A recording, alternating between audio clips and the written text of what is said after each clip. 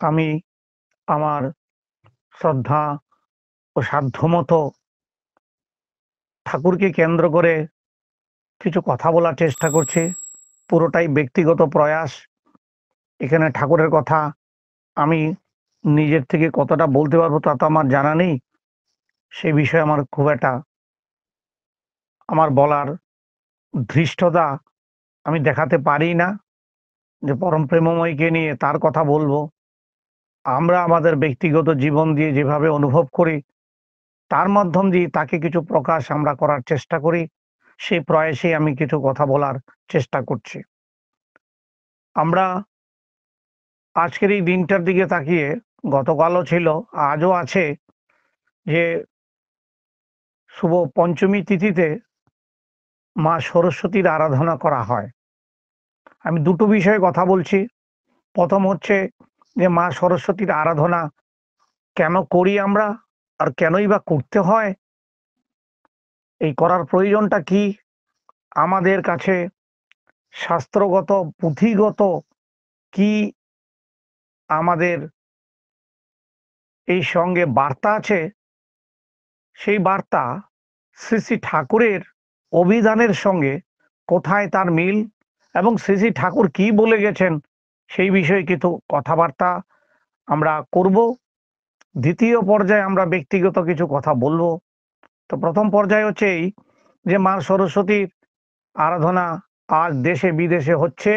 সবাই আজ করছেন যার যার বাড়িতেও, সবাই অঞ্জলি দিয়েছেন বা দিবেন, বা তাকে নিয়ে সবার বাড়িতে আরাধনা হয়, যেহেতু প্রত্যেক বাড়িতেই কিছু না কিছু বিষয় থাকে, যে ছাত্রদের পড়াশোনা, কেউ হয়তো গান বাজনা, কেউ হয়তো আরো নানা বিষয়ে তাকে কেন্দ্র করে মা সরস্বতীকে আরাধনা করেন।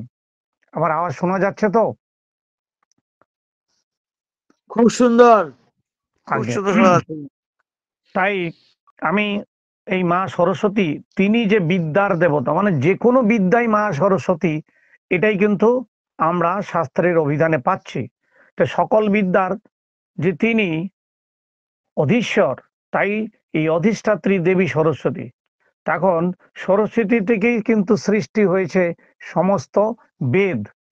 এই বেদ, তার মানে বেদ মানে শ্রুতি, তার নানা জায়গায় সরস্বতী সম্বন্ধে নানা উক্তিও আমরা দেখতে পাই। তাই তাকে মা সরস্বতীকে বিভিন্ন নামে তাকে ডাকা হয়। যে নাম, তার নাম, যেরকম শব্দবনে বাক বা বাকেশ্বরী, তার নাম আবার ভাষাও হয়, তাই তাকে মা ভারতীও বলা হয়, বাণীর দেবী ইত্যাদি ইত্যাদি। মানে তার নাম, যে নামগুলোকেই দেখলে বোঝা যায় যে এই কথাগুলি কেন তার উপরে বলা হলো। তাই তিনি শুক্ল বর্ণাও কিন্তু, তিনি শ্বেত বসনাও কিন্তু, তিনি কমল বাসিনী, তিনি হংস বিহারিণী। এই যে শব্দগুলি সবাই কম বেশি সবাই নিজের মাতৃভাষা বোঝেন। তাই তাকে এই বর্ণনা করতে গিয়ে আমরা তার যদি রূপটাকে সামনে আনি, তখন দেখা যাবে তার হাতে আছে তার বীণা, গলায় মুক্তার মালা, আর তার কোলে আছে পুস্তক। এই রূপে আমরা মা সরস্বতীকে দেখতে অভ্যস্ত। কিন্তু এই রূপের তাৎপর্যটা কি, এ বিষয়ে আমরা কিন্তু খুব একটা অবগত নই, বা আমরা এই বিষয়ে নিজেকে কোথাও খুব একটা যুক্ত হতে বা বুঝে নিতে চেষ্টাও করি না। যুগ যুগ ধরে করতে করতে আমরা এখন কেউ, আমরা ৮০-৮৫ বছরও হয়েছি, কেউ ৭০, কেউ ৫০। আর বর্তমান যুগে তো প্রশ্নই নাই, অনলাইন টনলাইন দিয়ে বাইস আমরা হয়ে গেছে বাইস আনন্দ ফুর্তির অনুষ্ঠান মা সরস্বতী। শিশুরা আনন্দ করছে, অবশ্যই করা উচিত। তো এই ক্ষেত্রে আমরা আজকে জানার বিষয় হচ্ছে যে শ্রী শ্রী ঠাকুর এই গোটা বিষয়টাকে কিভাবে দেখতেন, আর এই বিষয়টাকে নিয়ে শ্রী শ্রী ঠাকুর তার জীবনেও কি কি করেছেন সেটার একটু রূপরেখা আমরা দেখে নিচ্ছি। কিরকম, যে আমরা জানি যে আজকের এই দিনটাতে ঠাকুর নিজেও কিন্তু মায়ের আরাধনা করেছেন। তাহলে ঠাকুর বলতেন যে সরস্বতী শব্দের অভিধানে কি লেখা আছে, মানে আমাদের ডিকশনারিতে কি পাওয়া যায়। তো ডিকশনারিতে দেখলে দেখা যাবে শব্দটা হচ্ছে সরস্বতী, তো তাকে যদি সন্ধি বিচ্ছেদ করা হয়, আজকালকার ছেলে মেয়েরা তো সন্ধি বিচ্ছেদ কি সেটাই জানছে না, তাদের সে শিক্ষার ব্যবস্থাতে এইভাবে নেই কিন্তু। তো সরস যুগবতী তাহলে সরস্বতী, তো সরস বা সর শব্দের অর্থ হচ্ছে জল, তার মানে তিনি কি তাহলে জলবতী, আর তিনি হন কিন্তু সরস্বতী। কিন্তু শ্রী শ্রী ঠাকুরকে যখন এই কথাগুলি বলা হয়েছিল, তখন ঠাকুর বললেন যে ধাতুগত অর্থটা কি। ঠাকুর কোনো জিনিসেই ধাতুগত অর্থ ছাড়া সেটা বুঝতেন না এবং আমাদেরকে বোঝাতেন না। তাই তিনি বললেন যে ওটা দেখ কি আছে। তখন দেখা গেল ঠাকুর বুঝিয়ে দিলেন, তার মানে এখানে এই যে সরস শব্দটা আছে সেখানের মধ্যে একটা শ্রী শব্দ আছে। তো শ্রী শব্দের অর্থ হচ্ছে গতি, চলা, তার মানে গতিশীল, মানে টোটালি মুভমেন্ট, সবসময় আমি যেন গতিশীলতায় থাকি। তাহলে ঠাকুর বললেন সরস্বতী মানে গতিমতী, যিনি গতির প্রতীক, a symbol which always moves, যে জিনিসটা অলওয়েজ মুভ করবে তাকেই বলে গতির প্রতীক। গতি ছাড়াও শ্রী ধাতুর সঙ্গে আরো কিছু আছে, অর্থাৎ এই শ্রী ধাতুকে অন্যভাবে বোঝাও যায়, যে এটাকে যদি এইভাবে বোঝা যায়, ঠাকুর বলছেন কিন্তু, হ্যাঁ আমি বলছি বোঝা যায় বলতে আপনি বুঝবেন না যে আমি বুঝিয়ে ফেলছি আপনাকে, ঠাকুর বোঝাচ্ছেন কিন্তু। কি বোঝাচ্ছেন? যে শ্রী ধাতুর আরেকটা শব্দ, এই গতিশীলতার সঙ্গে শব্দ আরেকটা মেলে, সেটা বিকশিত হওয়া, মানে ফোকাস হওয়া, ফুটে ওঠা। যেমন একটা ছোট্ট কলি ছিল, সেই ছোট্ট কলিটা বড় ধীরে ধীরে বড় হয়ে উঠলো, একটা বিশাল ফুলে পরিণত বিকশিত হয়ে গেল, তো রেডিয়েট হয়ে গেল। তাই সরস্বতী শব্দের মধ্যে বিকাশ শব্দটা রয়ে গেছে। সরস্বতীর আরেক নাম বাগদেবী। বাগ মানে বা বাক মানে বাক্য বা শব্দ। তাই ঠাকুর শুনে বললেন সরস্বতী শব্দের অর্থ কিন্তু তাহলে শব্দেরও দেবতা। কারণ এই যে আমি কথাগুলি বলছি, এই শব্দ যার দ্বারা আমার অভিব্যক্তি প্রকাশ হয়, সেটাও মা সরস্বতীর। তার মানে মা সরস্বতী বলতে গেলে আমার জিহ্বায় বসে আছেন কিন্তু। তাহলে বলতে কি বোঝা যাবে পরবর্তীতে, যে জিহ্বাটা কি কন্ট্রোল করে কথা বলি, না আনবসানব কিছু কথা বলি, বা কিছু অভিধানের বাইরে শব্দ যোগ করে কথা বলি ব্যক্তিগত জীবনে। প্রতিটি মানুষ কম বেশি কিন্তু আলাদা শব্দ যোগ করে কথা বলতে অভ্যস্ত, সমাজে প্রচলিত প্রথায় দেখা যায়। মানুষ বলে ওগুলো একটু সমাজের নিচু স্তরের লোকেরা করে থাকে, আমি তো দেখতে পাই সমাজের সর্বস্তরের লোকেরাই করে। হ্যাঁ, এটা বলতে পারা যায় যে আজ ঠাকুর ধরার পরে সৎসঙ্গ জগতের এর প্রচুর প্রভূত পরিবর্তন লক্ষ্য করা যায়, যে সৎসঙ্গীরা স্বাভাবিকভাবে এই ধরনের শব্দগুলি ইউজ করেন না। এটাই ঠাকুর ধরার একটা বিশাল জায়গা। তারপরে তার মানে সরস্বতীকে নিয়ে বানা এই প্রতিমাকে এনে বাড়িতে পূজা করা মানে আমার প্রগতিকে, সৃজনকে, যা আমাকে বাঁচিয়ে রাখবে সেই প্রগতিকে লক্ষ্য করা। তাই হলো সৃজনশীল গতির প্রতীক। তা আমরা দেখেছি যে আমরা যে কোনো ভাবেই হোক না কেন, যে সরস্বতী একটা হচ্ছে আকর্ষণের জিনিস, যেখানে একটা স্পন্দন আছে। তাই এই স্পন্দনটা আসে কোত্থেকে, না পরম ব্রহ্ম শব্দ থেকে নাকি আসে। তাই শব্দের উপাসনা করতে গিয়ে পরম ব্রহ্মের উপাসনা ধীরে ধীরে সঙ্গীতের দিকে চলে যাচ্ছে কিন্তু। তাই দেখা যাচ্ছে সঙ্গীতের উপাসনার দেবী হচ্ছে সরস্বতী। আমি ছোট করে বলছি কথাগুলো, সময়ের যতটা বেঁধে দেওয়া আছে তার মধ্যে আমি শেষ করব। তো শ্রী শ্রী ঠাকুর অনুকূলচন্দ্রের এই বিষয়ে প্রশ্নের মাধ্যমে ঠাকুর অনেক ভাবে বললেন যে মা সরস্বতীকে আমরা যেন হৃদয়ঙ্গম করতে চেষ্টা করি। তা মায়ের চরণে আছে পদ্ম, তা আবার সেই পদ্মটা জলেই ফুটে আছে কিন্তু। তো এই জলটা কি, তা ঠাকুর বললেন যে মনুসংহিতায় আছে যে অব্যক্ত ঈশ্বর, যে ঈশ্বরকে অব্যক্ত মানে যাকে ব্যক্ত করে বোঝাতে পারবে না সুব্রত চক্রবর্তী বা আপনিও কিন্তু, হ্যাঁ, যাকে ব্যক্তের মানে আমার বক্তব্যের মাধ্যমে দিয়ে তিনি বোঝানো যাবে না, সেটাই হচ্ছে অব্যক্ত। সহজ সরল কথায় বলছে কিন্তু, হ্যাঁ। তো এই অব্যক্ত ঈশ্বর যিনি এই জীব জগৎ সৃষ্টি করেছেন, তা তিনি সৃষ্টি করতে গিয়ে প্রথম কিন্তু জলেরই সৃষ্টি করলেন। তা জল প্রথম সৃষ্টি কেন? এখন এটা প্রশ্ন আসতে পারে, তা আরো তো কিছু করতে পারতেন না।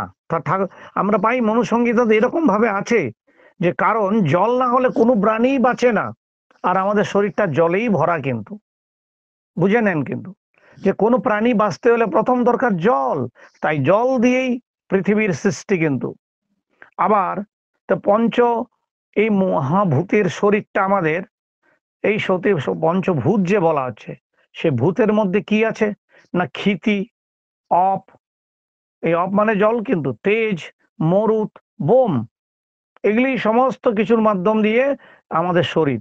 এই তার মানে বোম মানে অর্থাৎ শূন্য, মরু মানে অর্থাৎ বায়ু, এবং এইভাবে যে প্রত্যেকটি শব্দটাকে দিয়ে আমাদের শরীর, তার মধ্যে কিন্তু আবার অগ্নিও আছে।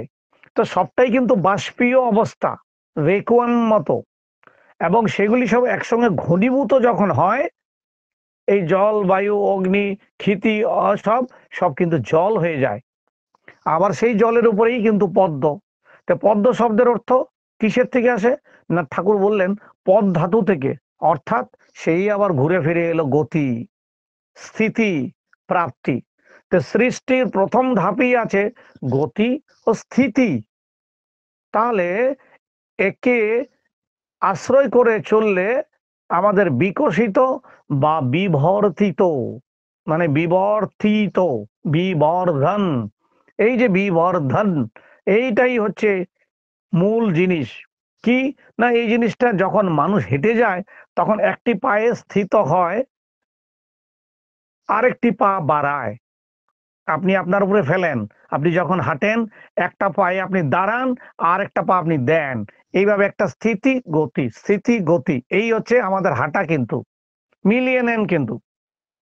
তাই একটা শিশু যখন প্রথম হাঁটতে শুরু করে, তারপরে ধীরে ধীরে ধীরে ধীরে সে একটা বিশাল মানুষ হয়ে যায়।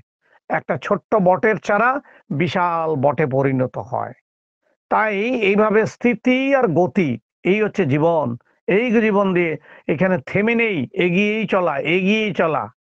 আর এই পরিণতির দিকে যাওয়াটা মানে প্রাপ্তির দিকে যাওয়া। তো গতি যেমন পরিণতি, এবং গতি তেমন প্রাপ্তিও। আশা করি বুঝতে পারছেন ঠাকুর কি বুঝিয়েছেন। আমি অনলাইনে আছি, তবু ধীরে ধীরে খুব ছোট্ট করে বলছি কিন্তু, যে আমরা কিভাবে কি পাচ্ছি। তাই যে যিনি সর্বজ্ঞানের অধীশ্বরী, তিনি হচ্ছেন সেই, এই কথাগুলি যে আমাদেরকে বুঝিয়ে দিয়েছেন, এই গতিশীলতা, স্থিতিশীলতা, সব কিছুতেই কিন্তু মা সরস্বতী। তাই এই সকল বিদ্যা যিনি দিচ্ছেন, সেই বিদ্যার দেবী কিন্তু, তার সঙ্গে আবার হংস রুরা দেবীরও তাৎপর্য আছে। যেখানে বিদ্যা তথা জ্ঞানের চর্চা হয় যে পরিবারে বা যে সমাজে, যত বেশি তাদের মনের গ্রাম অনেক উচ্চে থাকে, অনেক উচ্চে বাঁধা থাকে তাদের মনের গ্রাম, মানে স্টেজ, সেখানে হীনতা, সংকীর্ণতা, স্বার্থপরতা, স্বার্থপরতা, অশ্লীলতা, বারবার একটা ফোন চলে আসছে, তো স্বার্থপরতা, সংকীর্ণতা সেখানে ঠাঁই পায় না। তখন মানুষ হয় উদার, কিন্তু মানুষ স্বার্থপর না হয়ে পরার্থপর হয়। ভালোটা, ভালো করে শব্দটা শুনবেন, ঠাকুর আমাদের কিন্তু স্বার্থপর নয়, পরার্থপর হতে বলেছেন। আর আমি প্রতি পদক্ষেপে লক্ষ্য করছি যে আমি নিজেও পর্যন্ত শুধু নিজেরটাই বুঝি। যেখানে আমি নিজেকে খুব স্থিতিশীল দেখি আর গতিশীল দেখি না, সেটাই বলা হচ্ছে কিন্তু একদিকে স্বার্থপর। আমি নিজেই বুঝি যে আমার কোথায় কি, আমি আর বলতে চাইছি না, আমারটাই বললাম। কিন্তু আমরা কিরকম পরার্থপর আর কিরকম স্বার্থপর সেটা আমরা সবাই জানি। তাই আমাদের সহন শক্তি, ধারণ ও বহন শক্তি বাড়তে গিয়ে বাড়েই না, কমে। কিন্তু দেখেন এইখানেও কিন্তু মা সরস্বতীরই কথা এলো। কিন্তু এই যে স্বার্থপরতা আবার পরার্থপরতা কিভাবে ঠাকুর ছোট্ট করে ভেঙে দিলেন, আশা করি আজকের এই সৎসঙ্গে যারা উপস্থিত তারা এইটুকুনি খালি বুঝুন যে স্বার্থপরতার পরার্থপরতাই কিন্তু মা সরস্বতীর একমাত্র ধারণা নিয়ে আমরা কথা বলছি। কিন্তু তাহলে আজকে অঞ্জলি দিলাম, অনেক কিছুই করলাম, বাজার থেকে হাজার রকমের ফল নিয়ে বাজার করে এনেছি, কিন্তু আসল জিনিসে কিন্তু যাই নাই। আর এই যেগুলি যদি করতে পারি তাদের জন্যই আমাদের মা সরস্বতী হংস বিহারিণী, তাইনি হাঁসের উপরে বুঝিয়ে বসিয়ে দিয়ে এগুলো বোঝাচ্ছেন। এবং তিনি কিন্তু এই হংস মানে তার সঙ্গে তার নীল কণ্ঠ কিন্তু, তাহলে এই হংসরূপী যে ব্যক্তি সত্তাই হলো কোত্থেকে এসছে না, এসেছে ঠাকুর বললেন শব্দ ব্রহ্ম থেকেই। তার মানে হংসরূপী ব্যক্তি সত্তাই থেকে আমরা সবাই উৎপত্তি হয়েছিলাম বা আছি। এই জন্যই আমরা নিরন্তর গতিশীল, আমরা কেউ বসে থাকবো না বা বসে থাকতেও পারি না। আর তাই বিশ্বের অপর নাম কিন্তু জগৎ। এই গতিশীল থেকে জগৎ কিন্তু আবার, তাহলে জগতের অপর নাম কি না, এই একটু আগে বললাম কি না গতি। তো গতি মানে গমন, তাই গতি ও শব্দের মধ্যে নিত্য অবস্থিত আছে। ওই যে আবার স্থিতি, আবার গতি, আবার এলো চলা হাঁটা, এই যে হাঁটছেন ওই হাঁটাটাই নাকি গতি। তো মায়ের উপরে আরো রয়েছে মায়ের কোলে বই, তিনি বিদ্যার দেবী, তিনি পুস্তক, জ্ঞান চর্চা তার ক্রোড়েই রয়ে গেছে। তার মানে মাকে নিয়ে চলা মানে আপনি জ্ঞানের চর্চা করবেন। আমরা তো সব বুড়ো টোড়ো হয়ে গেছি, আমরা আর জ্ঞান ট্যান চর্চা করি না, বাদ দিয়েছি কিন্তু সব। কজন বই খুলছেন, কি বিষয়ে খুলছেন, ক্ষমা করবেন আমি বলেই ফেললাম, আমার বলা উচিত ছিল না এইভাবে, সরি। আমি আবার সবার থেকে মাপ খুঁজলাম যে আমারটা বলতে গিয়ে আপনাদের উপরে বলে ফেললাম। তো মা হচ্ছেন যে ঠাকুর যে বললেন এখানে মা আর সরস্বতীর মিলে গেল। কি বলেছিলেন ঠাকুর যে যজন আর যাজন, তো যজন আর যাজন তো এই জিনিসটাই হলো যে জ্ঞানের চর্চা। আমরা জ্ঞানের চর্চা করি। আমি একটু বিরাম দিলাম, কিন্তু দেখলেন তো শ্রী ঠাকুর যে নিজে কখনো বললেন না যে আমি সরস্বতী আর আমি পরমপিতা, বললেন না, কিন্তু ঘুরিয়ে বলে দিয়ে গেছেন। কিন্তু এই দেখেন এই জায়গাটা দিয়ে বেরিয়ে এলে কিন্তু, কিন্তু কোথাও এরকম লিখিত পাবেন না বা ঠাকুর বললেন না যে আমি সরস্বতী। কিন্তু তাই তো তিনি বোঝালেন যজন আর যাজন, তো এইখানেই বুঝে যাচ্ছে আমরা। যদি আমি ভুল বলছি আমাকে কেউ শুদ্ধ করে দেবেন সৎসঙ্গের পরে আলাপ আলোচনাতে। তা যাই হোক, এইভাবে আমরা বিদ্যার দেবীকে নিয়ে চলছি। বিদ্যার উৎসই হচ্ছে মা, তিনি জ্ঞান বিচরণা অস্তিত্ব প্রাপ্তি সবগুলোই মা সরস্বতী। কিন্তু তাহলে বিদ্যা লাভ যার বর হয় তার অস্তিত্ব বজায় রাখবার আমার অসুবিধাটা কোথায়? যদি আমি বিদ্যা লাভ করে থাকি আর আমার জ্ঞানও হয়েছিল, আমার গতিশীলতা আছে, আমার অস্তিত্ব আছে, তাহলে প্রাপ্তি হবে না কেন? কি ক্লিয়ার তো? শব্দটা ক্লিয়ার হলো তো আশা করি। আমি গ্যাপ দিলাম কিন্তু। তাহলে বিদ্যা লাভ করা যায় এই অস্তিত্বের মাধ্যম দিয়ে। আমি আমার নিজের অস্তিত্বটাকেই বাঁচিয়ে রাখলেই তো সরস্বতী। তাই ঠাকুর আবার ওই যে দেখেন এবারে চলে এলো কি পঞ্চনীতির এক নীতিতে চলে এলো স্বস্থয়নী, সুযোগ অস্থি যুগ অয়ন স্বস্থয়নী। দেখেন এইখানেও ঢুকে গেল মা সরস্বতী। তার মানে আমরা স্বস্থয়নী নিতে চাইলাম না, বা নিয়েও আমরা স্বস্থয়নী ভালো করে করছি কি, সেটাও প্রশ্ন রয়ে গেল। কিন্তু আমি প্রায় কাউকে বোঝাই যে স্বস্থয়নী কোথায় করা হচ্ছে দেখুন তো মিলিয়ে, এই 5 নীতির মধ্যে আপনি ঠিক আছেন তো?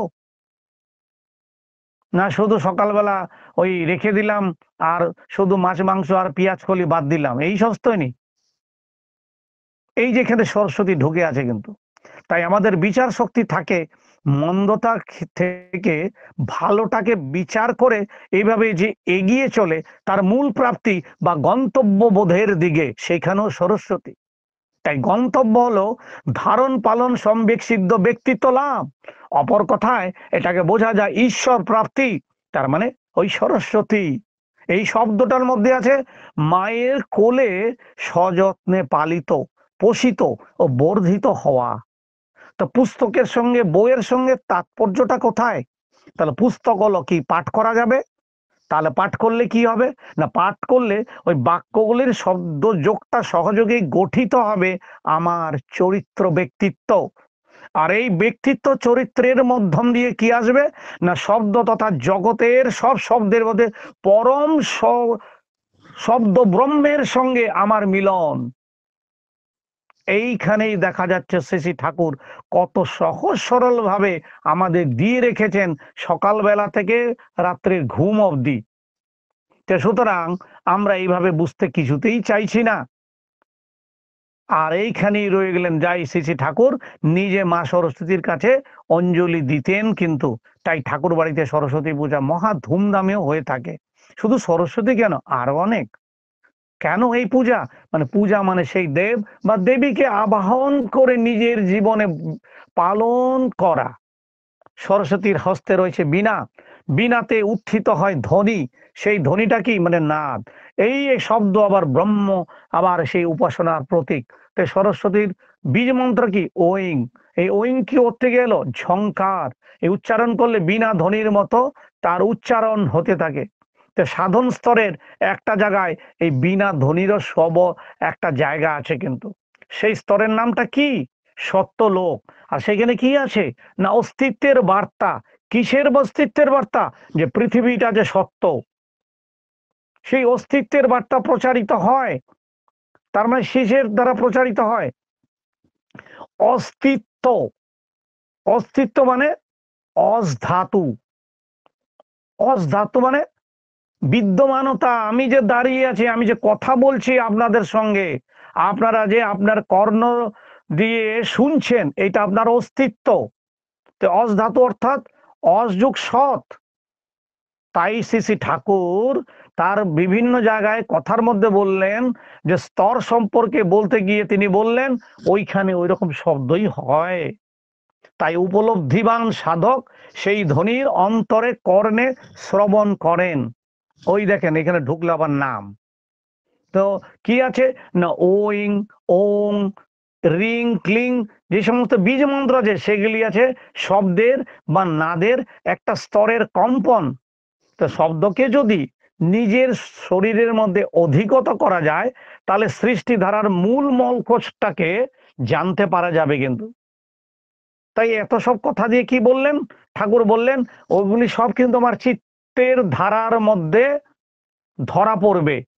তাই সদ্গুরুর কাছে দীক্ষা নিলে বিধিমতো নাম জপ করার নির্দেশ আছে কিন্তু। আর যে কোনো পূজার আগে গুরু পূজা অপরিহার্য। তাই আমরা গুরুকে পূজার মাধ্যম দিয়ে মা সরস্বতীকেও জানতে পারবো। কিন্তু সরস্বতীর আরেক নাম ভদ্রকালী, অর্থাৎ তিনি কল্যাণ গতি সম্পন্না। ভদ্র মানে কল্যাণ, কালী মানে কল ধাতু, আবার সেই গতি, কল ধাতু মানে গতি। তাকে ভালোবেসে তার সেবা করে মানুষ মানুষের স্তর শব্দকে আয়ত্ত করতে পারে। শব্দের ক্রম দ্বিগণ এই বস্তুতে কিভাবে মূর্ত হয়ে ওঠে, এইগুলো বোঝা যাবে মা সরস্বতীর মাধ্যম দিয়ে।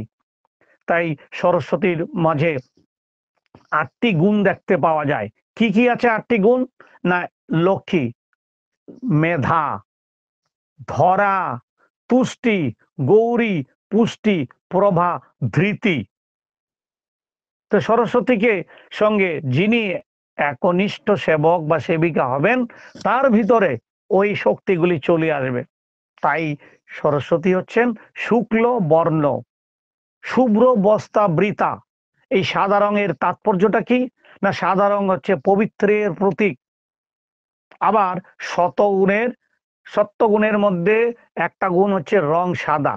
তো সত্যগুণ মানে সেই আবার অস্তিত্ব, আবার অস্তিত্ব বজায় থাকে তার চর্চা, সৎ আর সত্য, সৎ আর সত্তা, সৎ আর সত্য গুণের এই সত্তার মধ্যে দিয়ে আবার ওই অস্তিত্ব ঘুরে ফিরে গিয়ে আবার সেই জায়গায় চলে যাচ্ছে কথাগুলো। তা দেখেন বিভিন্ন শব্দ কিন্তু গিয়ে গিয়ে এক জায়গায়। তাই ঠাকুরকে আমার তার জীবনকালে ঠাকুর নিজেই হাঁটু গেড়ে বসে প্রণামী সহ পুষ্পাঞ্জলি দিতেন।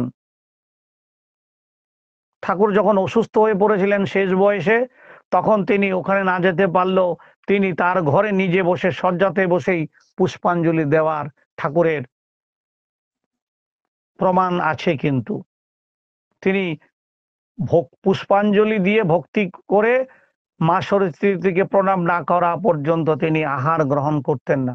তাই তিনি হচ্ছেন লোকগুরু, আচরণ করে শিখিয়ে দিয়েছেন কিভাবে চলতে হয় এবং মায়ের সামনে কিভাবে বর্ণিত ভঙ্গিতে অঞ্জলি দিতে হয়। তো সরস্বতী প্রণামে শয্যাতর ব্যাপারটাই এরকমই, যে সরস্বতীকে নিয়ে তাৎপর্য সহকারে সরস্বতী, আমরা যদি সরস্বতীর সেই অঞ্জলি প্রণাম আপনারা সবাই জানেন করেন। তাই শব্দের দেবী বাগদেবী, তার বিষয়ে দু চার কথা ঠাকুরের আলোকে বলতে চেষ্টা করলাম। সময় শেষ হয়ে গেল। এখানে মা সরস্বতীর প্রসঙ্গে আমি আমার ইতি টানলাম, আর বলার জায়গা রইল না। আবার আপনাদের সঙ্গে কখনো দেখা হলে ব্যক্তিগত বলেন এই কথা হবে।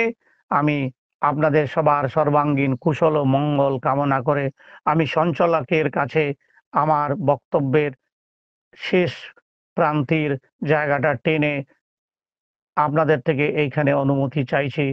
আমার বলার মাধ্যম দিয়ে কোথাও কারোর হৃদয়ে কিছু যদি আমার ভুলটা গিয়ে পৌঁছে গিয়ে থাকে, সেটা শুধরে দেবার জন্য আমাকে ব্যক্তিগতভাবে ফোনের মাধ্যমে বা যে কোনোভাবে কারো মাধ্যমে আমাকে জানালে আমি নিজেকে আরো বর্ধিত ও চরিত্রবান করে তুলতে হব, চেষ্টাই করব, এমনটা কামনা রেখে শ্রী শ্রী ঠাকুর তথা আজকের দিনে বিশেষভাবে মা সরস্বতীর পাদপদ্মে আমি আমার শতকোটি প্রণাম নিবেদন করছি। আসুন আমরা এইভাবে মা সরস্বতীকে ব্যক্তিগত জীবনে চরিত্র, অস্তিত্ব, ব্যক্তিত্ব, গতিশীল, বর্ধনশীল শব্দ ব্রহ্মের মাধ্যমে শ্রী শ্রী ঠাকুরের আরাধনার মাধ্যমে মা সরস্বতীর কৃপা দৃষ্টি যেন লাভ করতে পারি। জয় গুরু।